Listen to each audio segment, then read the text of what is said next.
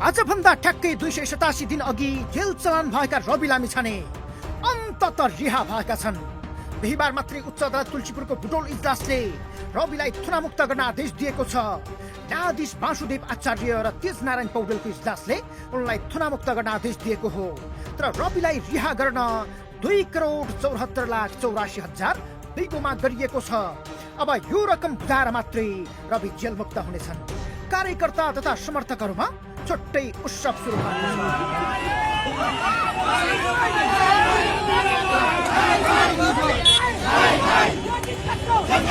अब रविलाई रिहा गर्ने आदेशमा के भनिएको छ त्यो हेरौँ। आदेशको सुरुमा भनिएको छ प्रतिवादीले बिगोको हकमा दामाशाहीले हुने रकम जमानत दिई बचतकर्ताको बिगो प्राप्त गर्ने सुनिश्चितता गरेको देखियो। बचतकर्ता तथा लगानीकर्ताको रकम सुनिश्चित नै पहिलो प्राथमिकता देखिँदा निजले दिएको ब्याङ्क जमानत निम्न शर्तमा स्वीकार गरी मुद्दाको कारबाही अगाडि बढाउनु। जसका लागि न्यायाधीश द्वयले रविलाई रिहा गर्न 5 शर्त अघि सारेका छन्। नम्बर 1, सुरु जिल्ला अदालतले मिति 2081-10-13 मा सुरु थुन्चेकको क्रममा माग गरेको धरौटी रकम दफा 68 अनुसार स्वीकार गर्ने। नम्बर 2, प्रतिवादीले निवेदन साथ पेश गरेको ब्याङ्क जमानत ग्यारेन्टी रु 2,74,84,000 बिगोका हकमा सुरक्षित गर्ने।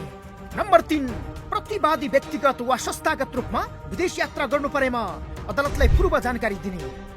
नम्बर 4, सुरु जिल्ला अदालतको मिति 2082-426 को आदेश बदर गरिएको छ। नम्बर 5, अदालतबाट फैसला हुँदा ठहरे बमोजिम हुने नै हुँदा साथै फैसलाले बिगोका हकमा थप दायित्व सिर्जना गरेमा तिर्ना बुझाउन मन्जुर भए सोको कागज गरी प्रतिवादी रवि लामिछानेलाई प्रस्तुत मुद्दाको रोहबाट थुनामुक्त गर्नु। अदालतले रवि लामिछाने रिहा गरे पनि उनीसँगै मुद्दा चलेका छविलाल जोशीलाई भने थुनामै राख्न आदेश गरेको छ। रवि लामिछाने तिनै पात्र हुन् जो माथि सहकारी ठगी र संगठित अपराधसहित सम्पत्ति शुद्धिकरणको मुद्दा छ।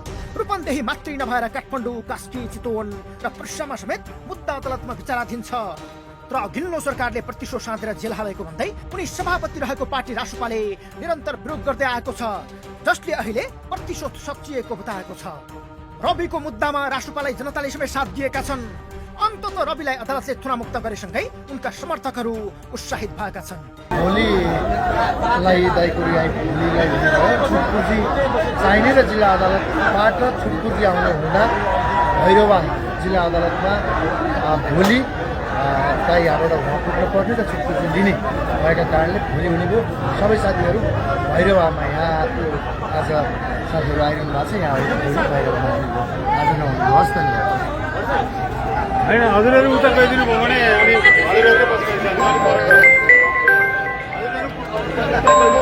अब रवि पक्राउ पर्दादेखि रिहासम्मको घटनाक्रमलाई केलाएर हेरौँ। 2081 कार्तिक 2 पहिलो पटक राष्ट्रिय स्वतन्त्र पार्टीको केन्द्रीय कार्यालयबाटै पक्राउ। कास्की हिरासतमा 84 दिनको बसाई। कार्तिक 4 कास्की जिल्ला अदालतमा 6 दिन म्याद थप। कार्तिक 8 कास्कीमै दोस्रो पटक 7 दिन म्याद थप। कार्तिक 20 कास्कीमै तेस्रो पटक 10 दिन म्याद थप। कार्तिक 25 कास्कीमै चौथो पटक 13 दिन म्याद थप। कार्तिक 25 अनुसन्धानका लागि पोखराबाट भैरहवा लिएर बयान। मङ्सिर 9 कास्कीमै पाँचौं पटक 15 दिन म्याद थप। मङ्सिर 13 अनुसन्धानका लागि पोखराबाट काठमाडौँ लगेर बयान। मङ्सिर 18 अनुसन्धानका लागि काठमाडौँबाट चितवन लगेर बयान। मङ्सिर 23 कास्कीमै छैठौं पटक 4 दिनका लागि म्याद थप। मङ्सिर 24 अनुसन्धानका लागि पोखराबाट पर्सा लगियो। मङ्सिर 25 पर्सामा बयान। मङ्सिर 26 पर्साबाट काठमाडौँ हुँदै पोखरा लगियो। मङ्सिर 27 5 दिनका लागि कास्कीमा 7औं पटक म्याद थप। पुस 1 प्रहरीद्वारा अनुसन्धान प्रतिवेदन सरकारी वकिल कार्यालयमा पेश। पुस 2 जिल्ला अदालत कास्कीद्वारा 4 दिनका लागि 8औं पटक म्याद थप। पुस 7 कास्की जिल्ला अदालतमा सहकारी ठगी, संगठित अपराध र सम्पत्ति शुद्धिकरणको मुद्दा दायर। पुस 8 सांसद पद निलम्बन। पुस 21 स्वर्ण लक्ष्मी सहकारीको बचत अपचलन प्रकरणमा रवि सहित 39 जना विरुद्ध काठमाडौँ जिल्ला अदालतमा सहकारी ठगीको मुद्दा दर्ता। पुस 24 जिल्ला अदालत कास्कीद्वारा 65 लाख धरौटीमा थुनामुक्त गर्न आदेश। चैत 18 रिहापछि पार्टी सभापतिमा फिर्ता।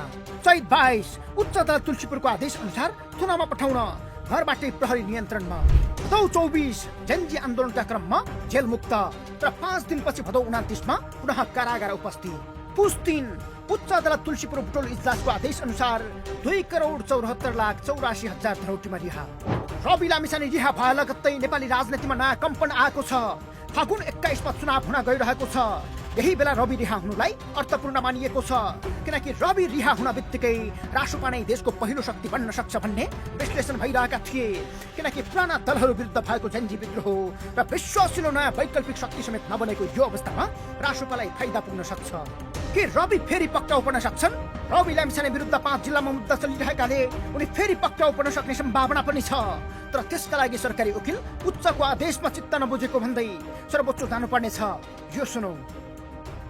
अब घटनाक्रम रवि आउनुको मतलब चाहिँ उसले अब अरू पोलिटिकल पार्टीसित मजासित कोअर्डिनेसन गर्न सक्छ।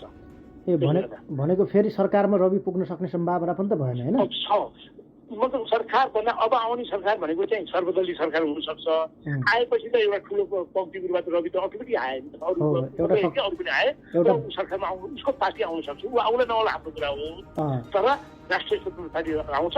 त्यो आउनु भनेको मतलब राजनीतिक केही फेरि केही जेन्जीको आन्दोलनले एउटा नयाँ रूप पनि दिनु सक्छ कि मैले भनौँ न तपाईँ कार्यान्वयन गरी पछिबाट जुन चाहना र आकाङ्क्षाबाट जो आन्दोलन भएको थियो ठुलो रुमल्जीको सुशीला कार्य जे गर्न सकेको थिएन त्यसलाई फेरि एक स्टेप अगाडि चाहिँ बढाउन सक्छ भन्ने देखिन्छ है।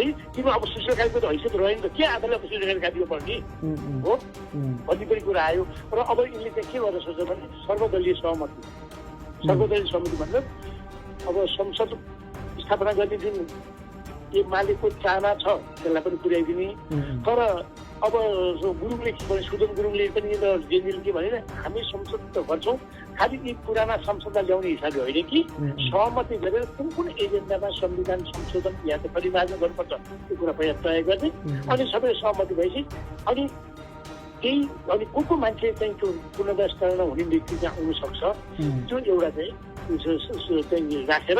तर त्यो पुरानो सांसद ल्यायो भने हामी विश्वास गर्दैनौँ, भोलि नमान्दैनौँ के गर्ने हाम्रो बहुमत हुने गरेर राखौँ र एजेन्डालाई स्वीकृत गर्नको लागि चाहिँ संसद ल्याउने एउटा व्यवहारिक कुरा हुन्छ नि त्यो हुन्छ। त्यसपछि त्यो तुरन्त संसद टिकट गरेर निर्वाचनमा जाने भन्ने कुरा छ। अब त्यो कुरालाई अगाडि बढाउन सक्छ। त्यो देश राजनीतिले अब हिजोको जबसम्म अब फागुन 21 गते सुशीला कार्य सहज रूपबाट निर्वाचन गरेर उनले गर्छ भन्ने कुरा चाहिँ परिवर्तन हुनसक्छ। अब फेरि पक्राउ पर्न सक्ने सम्भावना हुन्छ कि हुँदैन? किनकि 5 जिल्लामा अहिले पनि मुद्दा चलिरहेछ होइन। अब यस्तो छ, यसले एउटा बाटो त खोल्यो। बरु के हुनसक्छ भने त्यो आदेशमा चित्त बुझेन भनेर सरकारी पक्ष चाहिँ सर्वोच्चमै जान सक्छ।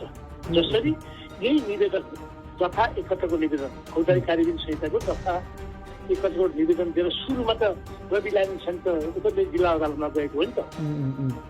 अनि रूपन्देही जिल्ला चाहिँ उसले चाहिँ छोडेन।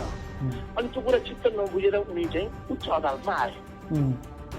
उच्च अदालतले अहिले छोडिदियो। अब चित्त बुझ्यो भने सरकारी वकिल पनि माथि पनि जान सक्छ। फेरि माथि गयो भने माथि सर्वोच्चले के गर्छ भन्ने सर्वोच्चमा जान्छ। अबको सन्दर्भमा सर्वोच्चले 1 महिना 2 महिना लाग्छ। मलाई लाग्छ त्यो परिस्थिति धेरै चेन्ज भइसक्यो। भनेको 1-2 महिनाको अवधिमा चाहिँ अर्को झन्झट आएन, आउन सक्छ भने सर्वोच्चले होइन त्यो गरेको बदल ठिक छ, त्यो उसलाई छोड्न मिल्दैन पनि बोल्न सक्दैन। त्यो त बोले भनेको यदि अब सर्वोच्चले उहाँलाई छोड्न मिल्दैन भनिदियो भने फेरि चुनावमा जान सक्ने सम्भावना जान सक्छ। त्यसका लागि चुनावमा गयो भने पनि चुनाव लड्ने बाटो चाहिँ रोकिँदैन है। त्यसका लागि चाहिँ तपाईँको के हुने भयो भने अहिले सरकारी वकिल अब उच्चले आदेश दिइसकेपछि त्यसका विरुद्ध चाहिँ सरकारी वकिल सर्वोच्चमा जानु पर्यो। सर्वोच्चमा गइसकेपछि सर्वोच्चले यो रिहाई गर्ने अथवा चुनावमुक्त गर्ने आदेश ठिक थिएन भनेर यदि भन्यो भने उनी जेल जाने भए फेरि, नत्र भने यही आदेश अगाडि चल्ने हो, उनी चुनाव बाहिरै रहन्छन्। तर यो चाहिँ फुकादेन जानुपर्छ बाध्यताको कुरा हो, सरकारी वकिलको कुरा हो। रविले मुलुकी फौजदारी कार्यविधि संहिता 2074को दफा 71 अनुसार थुना मुक्त हुन माग गरेर निवेदन दिएका थिए। उक्त दफामा मुद्दाको कारबाहीको जुनसुकै अवस्थामा पनि आरोपितलाई थुना वा जमानतमा राख्न सकिने व्यवस्था गरिएको छ। उक्त दफामा भनिएको छ मुद्दाको कारबाही जुनसुकै अवस्थामा पुगे पनि अदालतले प्रमाण बुझ्दै जाँदा अभियुक्तलाई अवस्था अनुसार दफा 67 बमोजिम थुनामा राख्न वा दफा 68 बमोजिम धरौटी जमानत वा ब्याङ्क ग्यारेन्टी माग्न सक्नेछ।